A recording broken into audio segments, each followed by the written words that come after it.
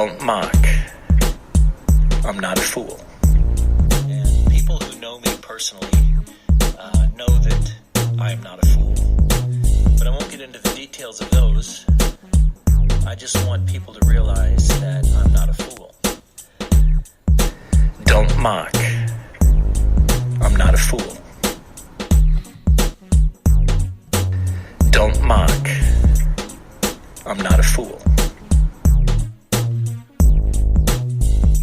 And welcome to this week's episode 61 of the Dumb Leaders podcast. Askholes, got to be really careful with that one. Askholes and dumb business owners. Hi everyone, it's Tony here from the Dumb Leaders Handbook, and welcome to the Dumb Leaders podcast. Now today's podcast is born out of frustration. I'm the first one to admit that, and as my tenure as a personal, professional, and a business coach, I get to meet a lot of askholes. Okay, so you may be asking what an askhole is. So the definition of askhole, I first heard the term through Steve Maraboli. He had it on one of his quotes, but there is actually a definition. So the definition is an askhole is basically a person who asks for your opinion or advice, yet never uses your advice, and in many cases does the opposite of what you said to do, as in the advice. Now, there's multiple reasons why people are like this, right? So some people do it out of small talk. Some people want to seek advice to be seen to be doing the right thing. But in the case of business owners, it happens with coaches and consultants more times than many would care to acknowledge. In many cases, people running a business come to a realization that they need some help, and they go out of their way to seek assistance and think about coaching.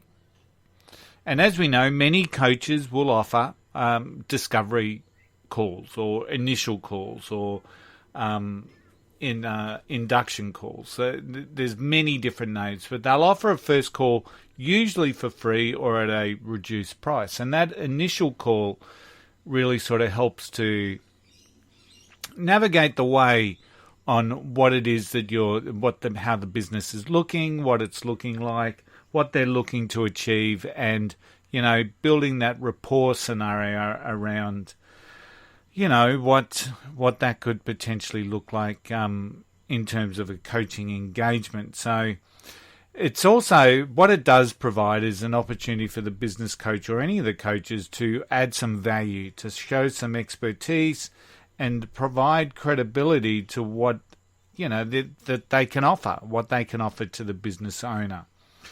And without getting into things like conversion rates, I know that there's a whole range of people out there online that love talking conversion rates. Good coaches can usually identify those business owners that are tire kickers and won't move on no matter what, and those that will be proactive and work with the program. And tire kickers are a real bane, I guess, in they've already got the objection before they start moving in. But I just want to give a couple of examples of what an askhole looks like in this particular situation. So as I said, most coaches want to offer some value in that initial coaching, in that initial call, coaching session, whatever it is. So I've got two exhibits that occurred to me this year, and I just want to, they certainly weren't the only ones, but I certainly want to present these as Exhibit A and Exhibit B, and just so that you can understand the whole concept here around askholes and dumb business owners. So Exhibit A, we had a business owner that approached me with a problem. He had an ebook that he had been unsuccessful in selling. So he wanted to create a business around this particular ebook. So he had a website, was not really doing any marketing or search engine optimization, or was doing fundamentally anything to gain traction on the product. Now, before you go, so his primary concern was a complete lack of sales. So before we all go marketing on me, because many people would say, marketing.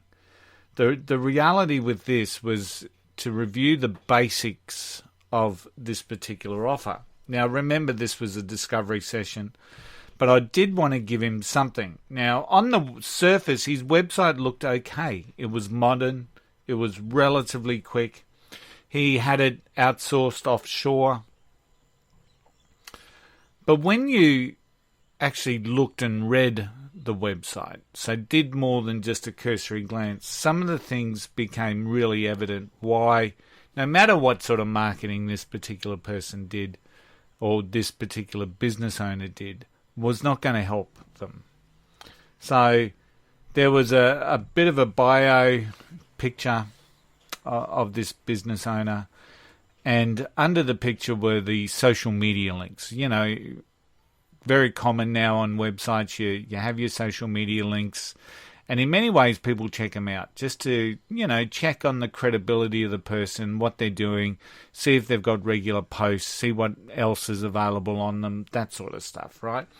And in the case of this particular business, the social media links didn't work, right? The reality of the situation when I pointed this out to him was he actually had no social media. He had none. Yet he allowed the social media links to be evident on his website. And I don't know about you, but when you're clicking on something on a website, you actually expect that to work. And in this case, well, it didn't. It was just no social media and the links didn't work. The other thing that struck me immediately was that the testimonials, if they were true, were probably going to be taken as being fraudulent anyway. So, and the reason for that is while the testimonials related to the product, they were from people and companies like the ABC Company, Seesaw Proprietary Limited, which is ridiculous. I mean, at the end of the day, these companies, if they exist, they're unlikely to exist all in this person's 4 testimonials. So, and obviously there would be a credibility challenge there in basis of the testimonials. People would probably make the assumption that they were fraudulent. So this undermined the credibility of the offer. The offer was $9.95, right? On the front page, $9.95 Australian dollars. But worse was yet to come. So even if someone was interested in purchasing this ebook after unable to check out social media links, unable to give the benefit of the doubt around the testimonials, when you actually clicked on the buy button and went to the sales page was a really simple form, but it asked for too many details, including, and mandatory details, including a physical home address. So think about that. You're selling an ebook, you're selling a digital download. Why the hell do you need someone's physical address? You don't. There's no need for it.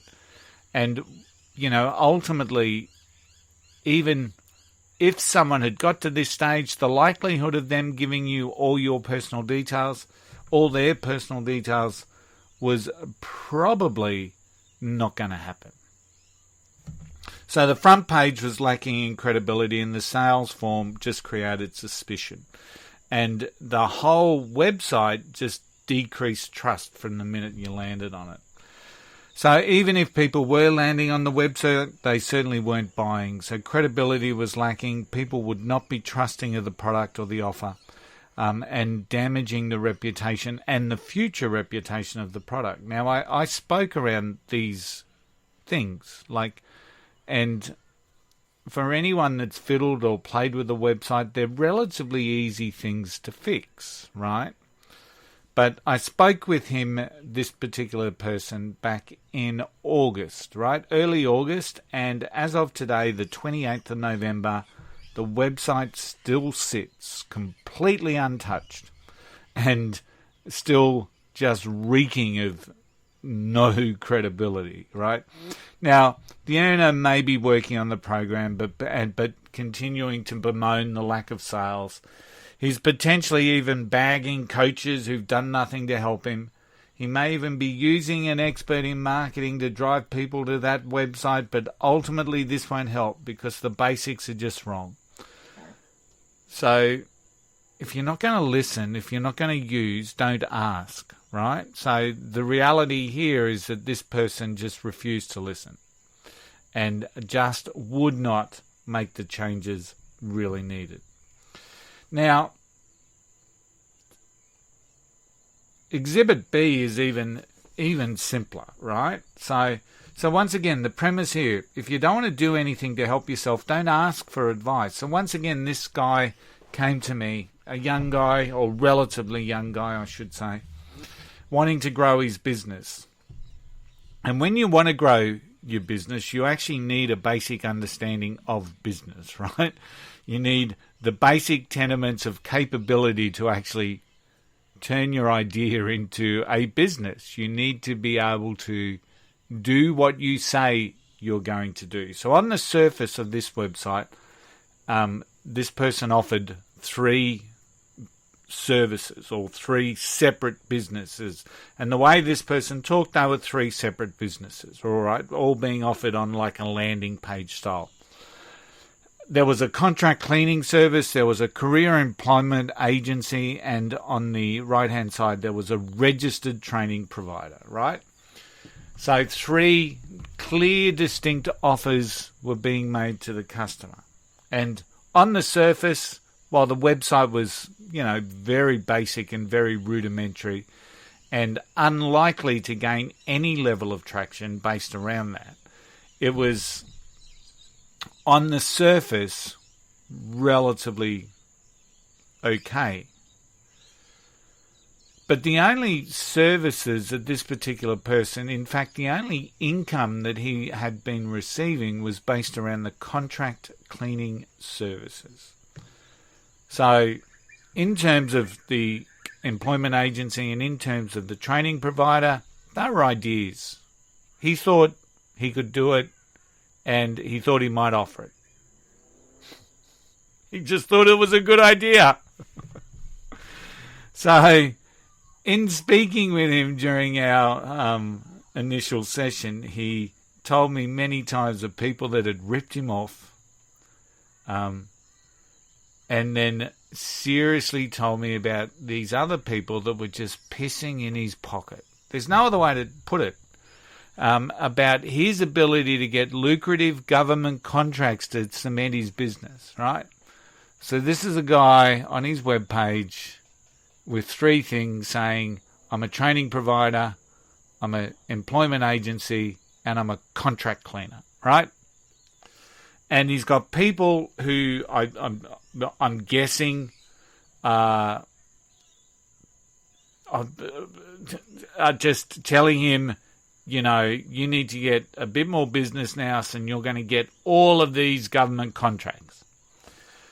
So his business is a shambles, and it's almost pretty close to being a sham. Now, I don't know. I have no idea of what he would do if anyone ever rang him and asked him or inquired about the employment services or what training programs were being offered, because fundamentally he had none of that. And his business acumen really was at the lowest level. So in Discovery, I suggested two things, 2 really simple things I suggested. One is focus on the cleaning contract business. At the end of the day, that's the only income this person had. He had no other employees. He bemoaned the fact that employment agencies weren't able to get him staff. But the reality is, because of his mannerisms and his lack of business acumen, the reality is that the employment agencies probably didn't take him seriously or treat him seriously. And without the fundamentals of knowing what it takes to employ people, no matter where you are in the world, he probably would have ballsed it up anyway. But I said to him, you need to focus on the cleaning business. get that going really well. And then once you've got that set up, focus on your next idea, And, at the end of the day, he must be doing okay. He's got 2 contracts, I think, in cleaning. So, stay with that. Stay with what you know. Stay with what you're obviously good at and do that, all right? And then I said, stop listening to people that are pissing in your pocket, and filling your head. I said, to get contracts, you need capability, right? So, and to get capability, you need to do stuff. You need to have a team here. You need to be doing, successful completion of contracts, and all of that. He had none of that. So people were just telling him or he was only listening to what he wanted to hear, right? Business is about focus, and this guy had none. And, that's okay. And maybe some of what I told him was challenging to him because he was turning his world upside down. But on doing some actual research and speaking with some other people that play in this particular person's space, this guy's been in limbo for 7 years, and he's still doing the same thing. All right? Getting pissed off, ripped off, and listening to people that are bullshitting him. And that's just dumb. 7 years he's been going. And that's his choice. And at the end of the day, I'm pretty okay with that, I think, because some businesses are designed to succeed because of the person that's running them, while others are designed to fail. And in this case, I if this guy's not failing, he's certainly close to borderline and has been for a while. But the one thing that really blew me away with this Askholes was he missed the first time, just didn't show up for our first initial session, right? Just didn't show up at all. No message. I sent him a reminder the day before. There was nothing, not a thing. And when I was ringing him on his mobile on the day, the mobile was ringing and then going through to a message bank. And the message bank message was once again incredibly simple. And once again, if you're in business, you want a professional business message, right? You want a professional business message. His was, please ring, and then he detailed his mobile number. All right? So please ring 0123 456 789, right? That was his message. Now, the stupid thing is I was already ringing that number, right? I was ringing his mobile number and then getting the message to ring the mobile number. Okay? You see the conundrum here? So when I mentioned that to him, I said the one thing you can fix today, right, is fix your message bank, because that's ridiculous. Think about it from if a customer was actually ringing you. Now, the only number listed on this person's website was his mobile phone number. So if someone's going to ring from his website, they're going to ring the mobile phone number. So, and then to go to a message bank that says ring the mobile phone number is just ridiculous. It's just ridiculous. It's dumb. It's beyond dumb.